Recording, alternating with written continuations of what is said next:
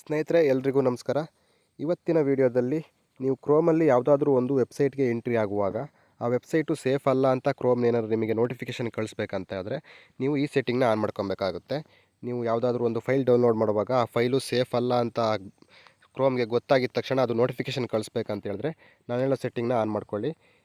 ಈ ಸೆಟ್ಟಿಂಗ್ನ ಆನ್ ಮಾಡೋಕ್ಕೆ ನೀವು ಕ್ರೋಮ್ನ ಓಪನ್ ಮಾಡ್ಕೊಬೇಕಾಗುತ್ತೆ. ಓಪನ್ ಮಾಡಿದ ತಕ್ಷಣ ಈ ಥರದೊಂದು ಇಂಟರ್ಫೇಸ್ ಬರುತ್ತೆ. ಇಂಟರ್ಫೇಸ್ ಬಂದಾದಮೇಲೆ ಮೇಲ್ಗಡೆ ಇರುವ 3 ಡಾಟೆಡ್ ಲೈನ್ ಮೇಲೆ ಕ್ಲಿಕ್ ಮಾಡಿ ಇಲ್ಲಿ ಸೆಟ್ಟಿಂಗ್ ಆಪ್ಷನ್ ಮೇಲೆ ಕ್ಲಿಕ್ ಮಾಡಬೇಕಾಗುತ್ತೆ.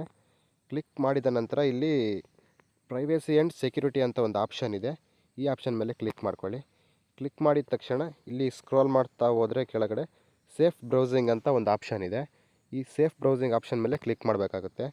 ಕ್ಲಿಕ್ ಮಾಡಿದಾಗ ನಿಮ್ಮದು ಸ್ಟ್ಯಾಂಡರ್ಡ್ ಪ್ರೊಟೆಕ್ಷನ್ ಅಂತ ಒಂದು ಆಪ್ಷನಲ್ಲಿ ಇರುತ್ತೆ. ಮೇ ಬಿ ಅದನ್ನು ಎನ್ಹ್ಯಾನ್ಸ್ಡ್ ಪ್ರೊಟೆಕ್ಷನ್ ಅಂತ ಒಂದು ಆಪ್ಷನ್ ಇದೆಯಲ್ಲ, ಈ ಆಪ್ಷನ್ನ ನೀವು ಸೆಲೆಕ್ಟ್ ಮಾಡಬೇಕಾಗುತ್ತೆ. ಈ ಆಪ್ಷನ್ನ ಸೆಲೆಕ್ಟ್ ಮಾಡಿದರೆ ನೀವು ಯಾವುದಾದ್ರೂ ಒಂದು ವೆಬ್ಸೈಟ್ಗೆ ಎಂಟ್ರಿ ಆಗಿ ಅದು ಹಾರ್ಮ್ಫುಲ್ ವೆಬ್ಸೈಟ್ ಆಗಿದ್ದರೆ ನೀವು ಅದನ್ನು ಎಂಟ್ರಿ ಮಾಡೋಕ್ಕಾಗಲ್ಲ. ಯಾಕಂತ ಹೇಳಿದ್ರೆ ನೀವು ಕ್ರೋಮ್ ಅದಕ್ಕೆ ಆಪ್ಷನ್ ಕೊಡೋದಿಲ್ಲ, ಅದನ್ನು ಎಂಟ್ರಿನೇ ಆಗೋದಿಲ್ಲ. ಈ ರೀತಿಯಾಗಿ ನೀವು ಸೇಫಾಗಿ ಬ್ರೌಸಿಂಗ್ ಮಾಡಬೇಕಂತ ಹೇಳಿದ್ರೆ ಈ ಫಸ್ಟ್ ಒಂದು ಎನ್ಹ್ಯಾನ್ಸ್ಡ್ ಪ್ರೊಟೆಕ್ಷನ್ ಅಂತ ಇದೆಯಲ್ಲ, ಈ ಆಪ್ಷನ್ನ ಸೆಲೆಕ್ಟ್ ಮಾಡಬೇಕಾಗುತ್ತೆ.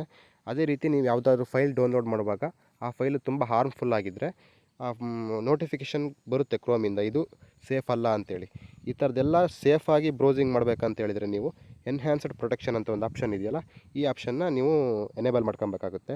ಈ ಮಾಹಿತಿ ಉಪಯೋಗವಾಗಿದ್ದಲ್ಲಿ ನಿಮಗೆ ದಯವಿಟ್ಟು ಈ ಚಾನಲ್ನ ಸಬ್ಸ್ಕ್ರೈಬ್ ಆಗಿ.